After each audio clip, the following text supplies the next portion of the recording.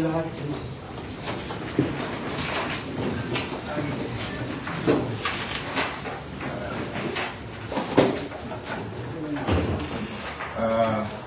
Good afternoon. May baterya na tayo.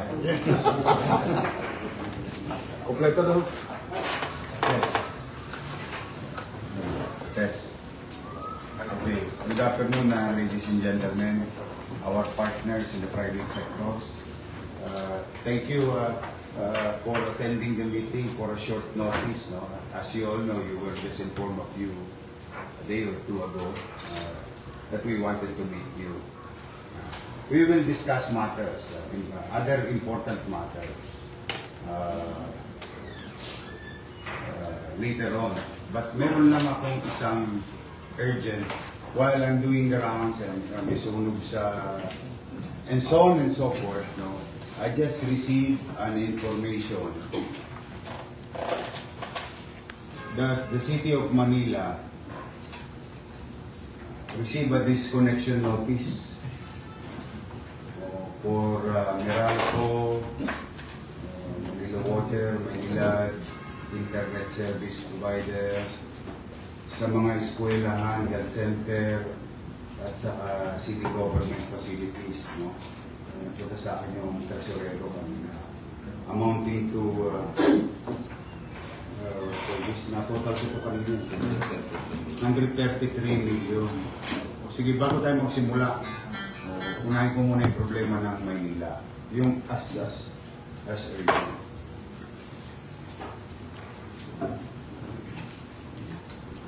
Matagal na pala kami hindi nagbabayad sa inyo.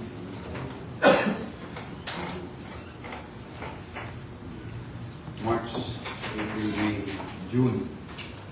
Yung mga data rito. Alam nyo,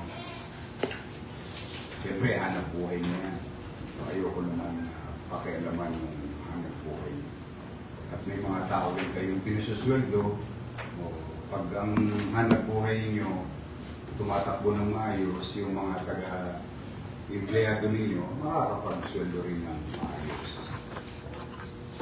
But I hope I'm not asking too much. As the Mayor of Manila, on behalf of our people, wala kami kapera-pera. As in literal.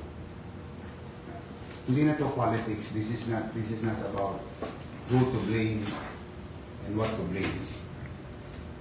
Reality check na to ng financial mismanagement, grave financial mismanagement ng gobyerno ng Manila inabutan ko. They can claim whatever they want to claim. They can create issues that they want to protect themselves. But here I am before you, telling you the real score. Pagkatapos dumating yung disconnection notice nyo, dumating na rin yung singilin ng BIR. Amounting to 300 million. So lahat ng naikubling singilin na dapat binabayaran kayo sa kang panahon, itinago yan, o maaaring ipinagkailayan, ngayon bumubulagta sa amin at masasakripisyo. Imagine niyo, puputulan natin God Andres Bonifacio Hospital. Hindi, I mean, alam ko namang hindi nyo agad-agad puputulan. But still, I just want to be fair enough to every company that you need to get paid. You need to get paid. And this is a service rendered, product use, services used by the city government. Now, moving forward, bago ko i-discuss yung iba pang problema ng taong bayan sa kalsada habang kayo'y nagpo-construction. Unahin ko lang ito. Meralco, Glow, Smart, Converge, Manila Water. Pwede ba bigyan niyo ako ng breathing room muna?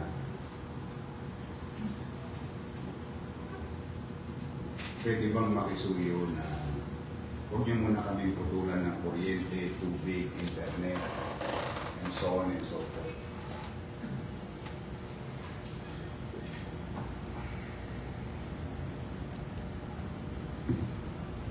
tingnan mo lang kung, tingnan nyo ako mga 2 months kung makakapag-update. Hindi ko kaya bayaran bigla.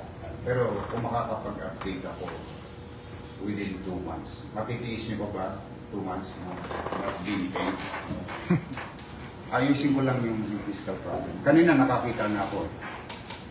Malaki magiging savings ko kasi yung sinabi kong 1,500 JO, maliit pala yun. 5,931 nowhere to be found JO. So, pag yun, hindi ko na-renew ng June 30, yung iba doon, may savings ako. Tama ba? Siya namang ibabayad ko sa inyo, pangako ko sa inyo. Huwag nyo nang putulan yung eskwelahan, ospital at mga pasilidad ng pamahalang munisip. So now, I'm begging you, pleading as mayor of the city of Manila, aasa sa amin ng tao. Aasa sa, wala nang ibang asa ng pamilya.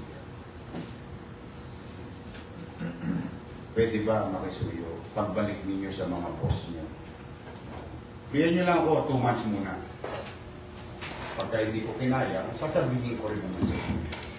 Pag nakagawa ko ng paraan, hindi ko na kailangan sabihin sa inyo, mararamdaman nyo rin naman. Dahil mag-update kami ng bills na. Pwede ba ipamitingan ninyo sa inyong mga boss nyo? I mean, sa mga boss ninyo. It's not a rhetoric question. It's really a question. Yes, who is from Meralco? I know you cannot answer directly to me now because you have bosses. But I hope you can find a space in your heart to understand the city government of Manila and the people of Manila. PLDT. Sure. Yes. We'll do the same, sir. Okay. Smart Globe. Yes. Ha? Magbabayad ako, huwag kayong mag-alala. Hindi ako manunubat. Maniwala kayo sa... Dahil talaga, gagawin ko ng paraan niya. Maynila.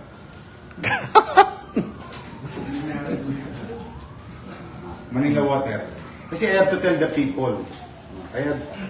They need to be informed of the situation. So, maaari ba? Pwede? Ang hirap na sagot, no? Hindi, kasi alam ko naman may paswelduhin din kayo. Pwede? So, I can assure the city treasury na, teka muna. Pero promise, mag-update ako. Naghahanap na kami ng mga pinakailaman nilang pananalapi. Noong time ko naman, updated naman ako, di ba? May utang nga rin yun, nabayaran din naman namin. Ano lang talaga, it's really a mess. Without sugar coating, huwag na. Talagang masamang. So, is it a commitment to each and every one of you? Yes, sir. O sabihin nyo lang sa mga boss nyo, bayad talaga ako. Ayan si Andres, pagalitan nyo si Andres, hindi nakabayad sa kuryente. Kasi services yan eh. Maraming antalang services. Okay. So, masaya ba akong lalabas mamaya? Kasi after our meeting, babalik ako sa sunog dahil we need to attend to that. Na tuloy ang kuryente, tubig. Yes, sir. Saka telepono namin. Yes, sir. Huh? Thank you very much sa inyo. Thank you very much.